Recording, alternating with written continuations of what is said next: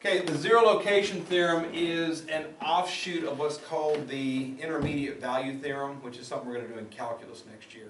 That's a little bit more involved because it involves all types of functions, where the zero location theorem sticks only to polynomial functions, thus making it a little simpler. Okay, the requirement of the zero location theorem is that you have to establish the function you're dealing with as a polynomial function. A polynomial function has x's raised to positive powers, positive integer powers, or 0. So a constant. So x to the third power, 5x to the 17th power, 2x squared, negative 5x, 6, all that type of stuff. You can't have negative powers, you can't have fractional powers. It has to be positive integer powers. Okay? So that's the very first thing you have to do to use the zero location theorem. State that what you're dealing with is a polynomial function. Alright, so the very first statement, every zero location theorem problem is going to be step 1, p of x equals whatever is a polynomial function. Okay? Step 2, a and b are going to be two numbers, two distinct real numbers. Distinct means different. So I can't have a equals 5 and b equals 5. They have to be different. A could be 5, b might be 6. But a and b are going to be two different numbers, and p of a and p of b have to have opposite signs. Okay, so let's say p of a is positive, p of a is up here, and p of b is down here. Okay, a characteristic of a polynomial function is it is continuous always. All real numbers can be put into a polynomial function. So a graph of a polynomial function is, as this graph is, a nice smooth curve that continues on forever and never ever disconnects. It's never discontinuous, it never breaks apart. Okay, it's always a nice continuous line. So if you draw a polynomial function, you put your pencil on your paper, you start drawing it, you never lift your pencil off the paper. Right? So if p of a is positive and p of b is negative, or vice versa, p of a is negative and p of b is positive. You have these two distinct numbers. We have a polynomial function. There's no way to get from here to there without crossing the x-axis. Right? So the if part of the zero location theorem is we have a polynomial function and p of a is positive, p of b is negative, or vice versa. Once you've done the if part and you satisfy that, you can then conclude that p of x has at least one real root, at least one real number c between a and b such that p of c is equal to 0. There's at least one number c right here such that p of c equals 0. What we would say is that p of x has at least one root on the interval from a to b.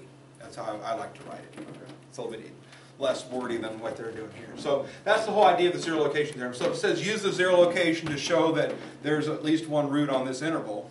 That's what they're asking you to do. So here's how we do it.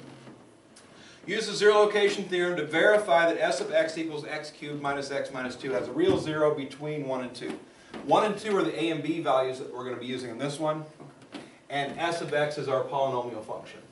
Alright, so if they're going to ask you to use the zero location theorem, they're going to give you that information. They're going to give you some polynomial function, and they're going to give you some interval of numbers. Step 1. S of x equals x cubed minus x minus 2 is a polynomial function.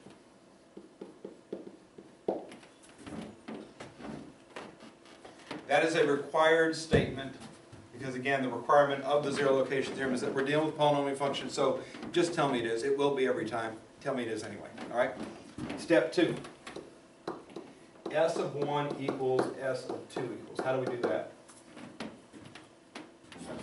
Substitute 1 and 2 into S of x, right? So if I put 1 in, I'm going to get 1 minus 1 minus 2, which makes negative 2.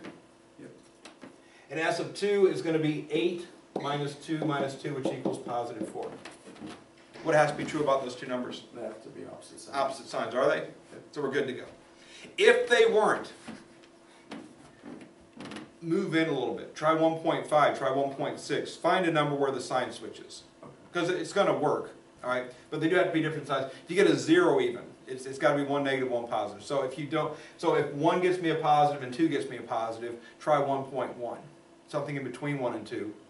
If you can show there's an answer between 1.1 and 2, then there has to be an answer between 1 and 2, right?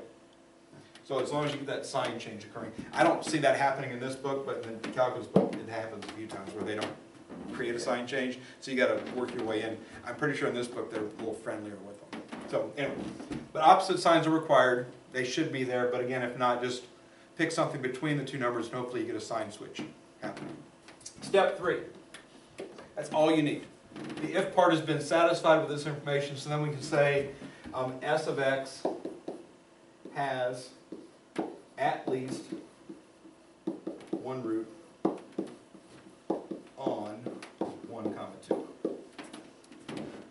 And if you just want to use the interval notation 1, 2, that's easier. Do use parentheses because we're interested between, not at the endpoints themselves. So always use parentheses that.